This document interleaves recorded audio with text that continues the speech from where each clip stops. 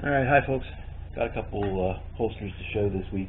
Now this is one I've showed before, but I want to show it again. This is for a 4-inch, something more like a Ruger Wrangler. Right hand strong side, has the snaps that go around. I've had a few orders for some of the bar keeps that have the slightly longer barrel, the 3-inch instead of the 2-inch barrel. And all I did was lengthen the regular bar keep holster just a little bit. And it's really the same thing, just a little bit shorter. One of the things that I started to decide to do, since I'm getting requests for the retention strap, inside where the back of the metal button, I don't know if I can get that to where it'll show it, but I just don't like the metal button riding against the like the cylinder on the revolver. So I've added just a little round leather disc to cover that up. Glued it on with some pretty good contact cement, so that should stay. So there's a slightly darker one, and also had some cross draw orders again with the retention strap, and added the extra little leather button in there. Don't know if we can see it or not, just to keep it from rubbing on the metal on the cylinder. And there's a darker cross draw. This was actually ordered by someone who hasn't got in contact with me, hasn't sent me anything. And Jody, if you're watching this, let me know. So if somebody else wants this, I'm going to let them have it. I made a mistake this week cutting materials, and this was supposed to be a left-hand strong side vertical, and I cut it as a cross draw, which shortened up the strap on the back. And instead of wasting it, I thought I would try something different. And what I did was just cut it off and sewed it directly onto the holster. And instead of having the straps that come down that button around with the extra, just thought this was maybe a little bit of a cleaner look that somebody would be interested in. It's got the retention strap. It's got the extra little leather glued on the inside to keep it from rubbing on the metal on the cylinder. And if that's something that somebody wants, yeah, just let me know when you order. I also came up with an order form, and I'll try to insert it somewhere in here.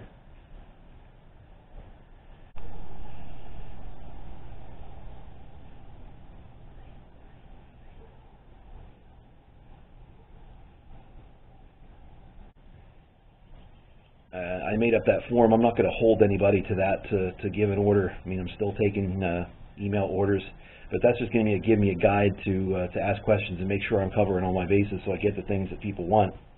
And well, something else to add in.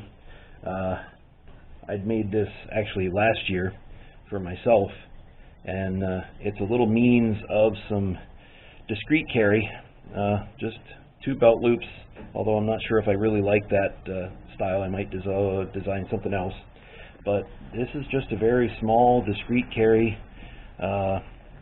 Fits on your belt, and you can tuck a little LCP inside of there and carry it around. And as far as anyone else is concerned, it's just one of those phone cases or PDA, whatever. Conceals it pretty well, and something I've been using for, well, over a year now. I've made 1 or 2 for some other people, but I don't know if that's something I want to sell or if that's something people would be interested in. I'll just throw it out there.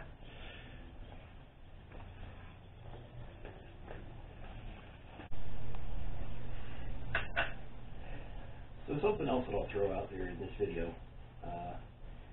Rob from Hamilton Outdoors put a video out about an ammo score and some questions about when do you decide to kind of hold on to your ammo and stop shooting.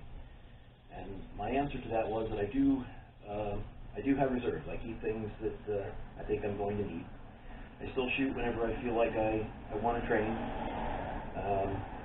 I'm also training my son, and we went to the range with the club the other day and made sure we put a couple of dozen rounds through the bar keep to get him familiar with that. I know we need to keep old ammo, and I know we want to shoot for ourselves, but let's try to reserve a little bit for those that we need to pass this on, we need to teach. Our kids, our neighbors.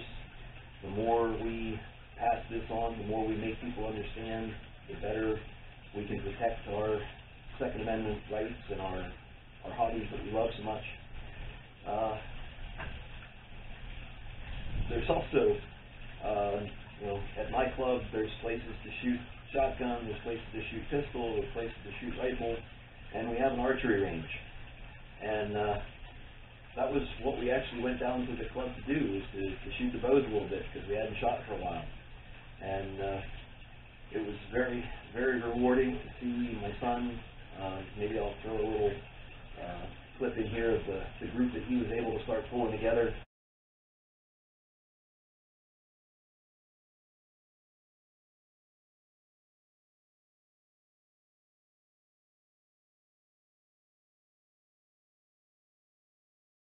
A little clip in here of the group that he was able to start pulling together, because he's getting a little bit bigger and able to handle his bow better.